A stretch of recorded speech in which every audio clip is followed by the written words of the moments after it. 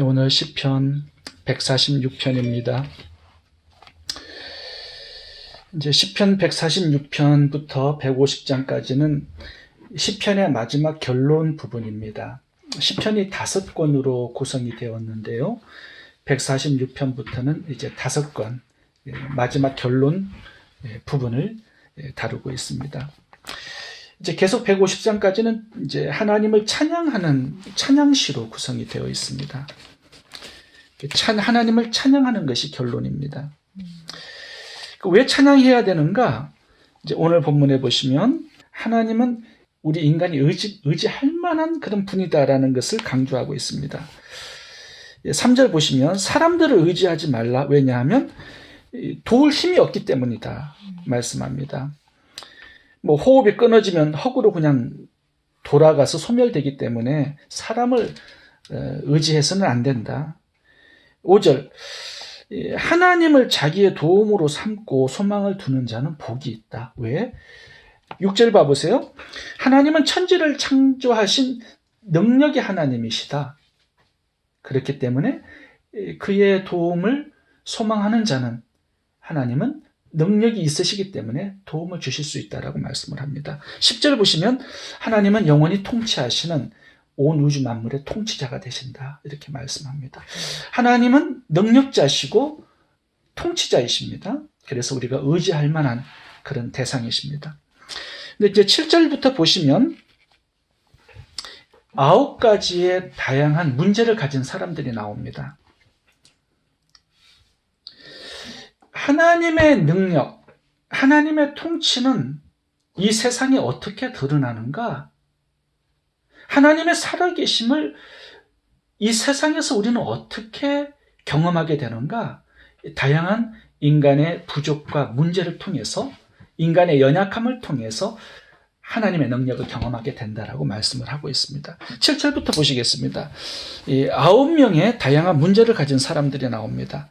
억눌린 자, 줄인 자, 갇힌 자, 8절 장애자가 나옵니다. 맹인, 비굴한 자, 말씀을 순종하기 때문에 고통을 당하는 의인, 9절 나그네, 고아, 과부. 이렇게 9명의 다양한 문제를 가진 사람들이 나옵니다. 하나님께서는 이런 사람들을 도와주시겠다라고 말씀하고 있는 거죠. 자신의 능력을 가지고. 하나님의 능력이 어디를 향하는가? 이렇게 문제를 가진 연약한, 어려운, 고통당하는 그런 사람들을 향하고 있다는 것입니다. 외면하지 않으시고 개입하시고 이 세상에 관여하시고 그들을 붙들어 주시고 고쳐주시고 회복해 주시는 그 일에 하나님의 능력을 사용하신다는 것입니다. 이렇게 다양한 힘들고 어려운 사람들도 하나님의 통치의 대상으로 두고 있습니다. 누구나 부족하고 결핍이 있고 모자라고 이렇게 장애를 가지게 되면 불편해합니다. 때로는 힘들어하고 좌절하기도 합니다. 그런데 하나님은 자신의 능력과 자신의 기적과 살아계심과 그 통치를 나타내시는데 반드시 이런 장애자들, 부족함이 있는 사람들, 고통 가운데, 문제 가운데 있는 사람들이 필요합니다. 하나님이 기적을 일으키시는데 꼭 필요한 기적의 재료가 인간의 부족함과 문제, 장애입니다. 하나님이 넉넉함과 풍성함을 가지고 기적을 일으키신 것은 단 한 차례도 없습니다. 주님의 능력, 기적의 재료는 언제나 동일합니다. 우리의 부족함, 모자람, 결핍, 인생의 다양한 고통과 문제들입니다.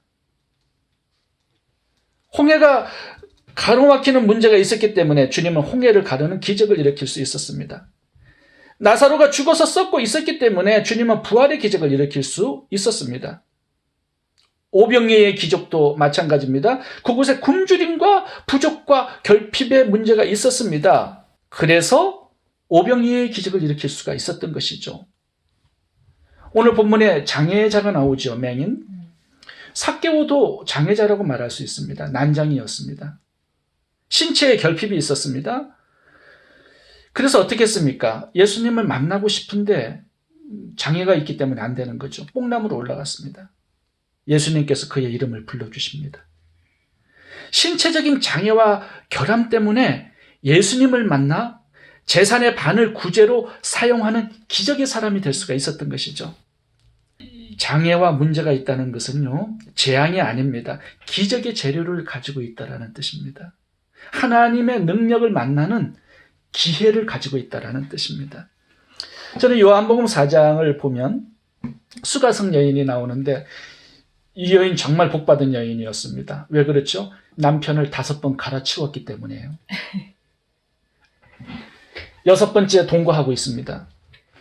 그 채워지지 않는 갈증, 결핍, 문제, 인생의 외로움과 고독, 이것 때문에 예수님을 만나게 되었습니다.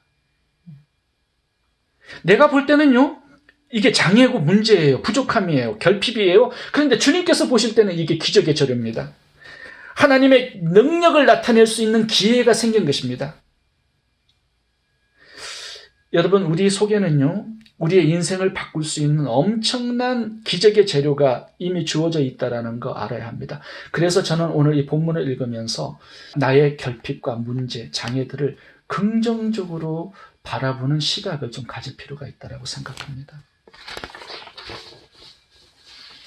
누가복음 6장에는 베드로가 바닷가에서 고기를 가득 잡는 기적을 경험했습니다. 고기가 너무 많이 잡혔습니다. 동료의 배를 불러서 다른 배도 가득 채웠습니다. 이 기적의 배경은 베드로가 밤새 그물을 던졌지만 잡은 것이 하나도 없는 빈 그물, 빈 배였기 때문에 가능한 것이었습니다. 하나님은 우리의 결핍과 부족을 기적의 재료로, 자신의 능력을 이 세상에 드러내는 기회로 아름답게 사용하신다라는 것입니다. 그래서 내 문제가 있고 내 결핍이 있고 내 부족함이 있고 장애가 있다면 이것을 하나님의 시각으로 기적의 재료로 보는 믿음, 이 시각을 가져야 합니다. 하나님의 능력을 이 세상에 드러낼 수 있는 기회를 내가 가진 것입니다. 하나님은 우리를 그 통로로 사용하시기 위해서 어떨 때는 장애도 주시고 문제도 주시고 해결되지 않는 어려움도 주시는 것입니다. 오늘 본문에 왜 다윗은 하필이면 이 9가지의 다양한 문제를 가진 사람들을 소개하고 있는 것일까요? 다윗을 봐보세요. 이 9명 중에 한 사람이었습니다. 그는 도망자였습니다. 10년 넘게. 부족함, 굶주림, 고난, 해결되지 않는 문제를 13년 가까이 가지고 살았습니다. 그런데 그 문제의 그 고민과 걱정, 불안, 두려움, 이것이 있었기 때문에 그는 시편 150편을 기록해 나올 수 있었습니다. 왕이 될 수 있는 성품과 자질을 갖출 수 있었습니다. 이스라엘의 2번째 왕이 되는데 꼭 필요한 것이 그의 부족함과 문제와 도망자의 삶이었던 것입니다. 그래서 1절, 2절에서 찬양하라 말씀하고 있는 것입니다. 2번째, 오늘 본문에서 우리가 생각해 볼 것은 기도입니다. 이 9명의 다양한 문제를 가진 사람들의 이 부족과 결핍, 장애가 자동적으로 하나님의 능력을 경험하고 기적을 체험할 수 있는가? 아닙니다. 기도해야 합니다. 하나님께 도움을 요청해야 합니다. 이것이 하나님을 의지하는 것입니다.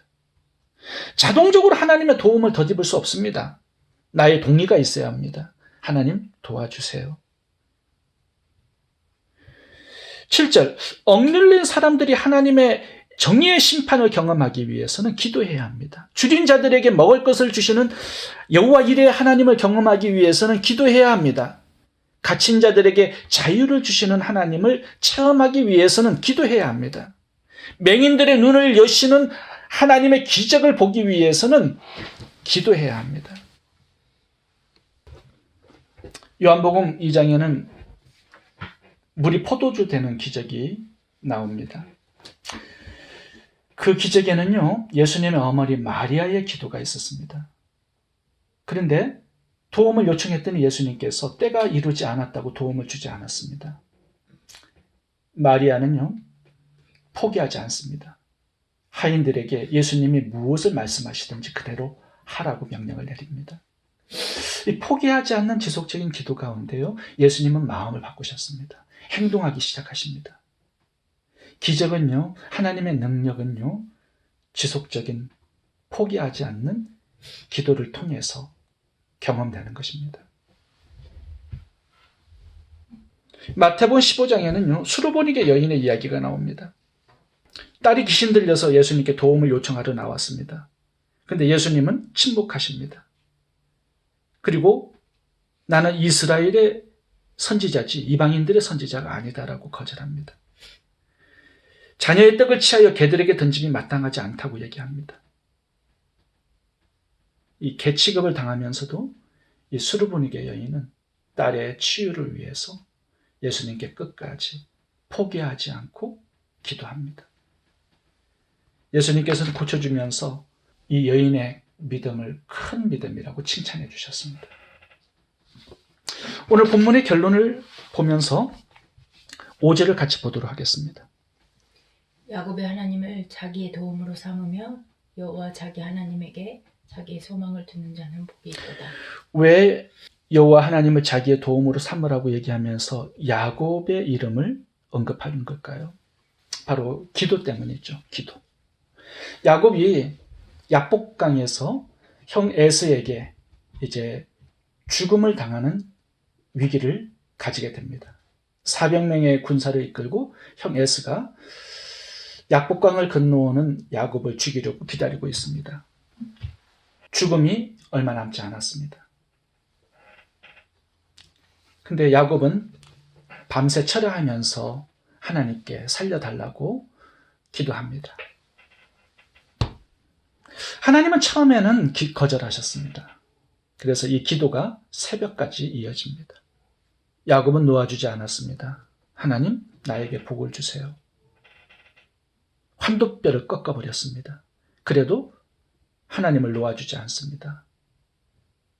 응답 받을 때까지 끝까지 기도하는 거죠. 하나님, 당신이 나에게 복을 주시기 전까지 나는 당신을 놓아주지 않겠습니다. 너무 집요하고 끈질긴 야곱의 기도를 하나님은 응답해 주시고 떠나십니다. 이름을 바꿔주세요. 사기꾼에서 승리자 이스라엘로 바꿔주십니다. 오늘 본문을 보시면 9명의 문제를 가진 사람들이 나오죠. 야곱처럼 기도하라고 말씀하시는 것입니다. 하나님의 능력을 경험하기 위해서, 하나님의 도우심을 덧입기 위해서 하나님을 철저하게 의지하고 하나님께 응답받을 때까지 끝까지 야곱처럼 기도하라고 우리들에게 권면하고 있습니다. 야곱이 가진 가장 큰 축복은 뭘까요? 하나님은 왜 환도뼈를 꺾으셨습니까? 그냥 안수해 주시고 축복해 주시고 가셔도 되는데 굳이 환도뼈를 꺾어 놓으셨습니다. 왜냐하면 야곱이 사기꾼이었기 때문입니다. 아주 거짓말을 잘하고요. 자기의 잔머리로, 지혜로 성공할 수 있다고 믿고 살아갔던 사람입니다. 하나님 환도뼈를 꺾으셔서 하나님을 의지하지 않고는 절대로 살아갈 수 없도록 만들어 주셨습니다. 이것이 야곱에게 주신 축복이었습니다. 하나님을 의지하지 않고는 살아갈 수 없는 장애자, 절름발이를 만드신 것입니다. 하나님은 때때로 우리들에게 장애를 주시고 어려운 문제를 주십니다. 고난을 주시고 풀 수 없는 역경을 주십니다. 왜 그렇죠? 하나님만 의지할 수 있도록 그런 사람으로 만들어 주시기 위해서 그런 것입니다. 그래서 저는 오늘 본문을 묵상하면서 이 9가지의 다양한 문제, 역경, 장애를 가지고 하나님만을 철저하게 소망하면서 의지하고 살아갈 때 이 문제와 역경 장애는 문제가 아니다라는 생각이 들었습니다. 이것은 복입니다. 하나님께 더 가까이 나아가는 복. 하나님이 돌보아 주시고 사랑해 주시는 복, 하나님 앞에서 성장하고 성숙하는 사람이 되는 복, 끝내는 하나님의 능력과 기적을 체험하는 복을 받게 되는 것이죠. 여러분, 여러 가지 문제들을 긍정적으로 바라볼 수 있는 믿음을 가질 수 있기를 바랍니다.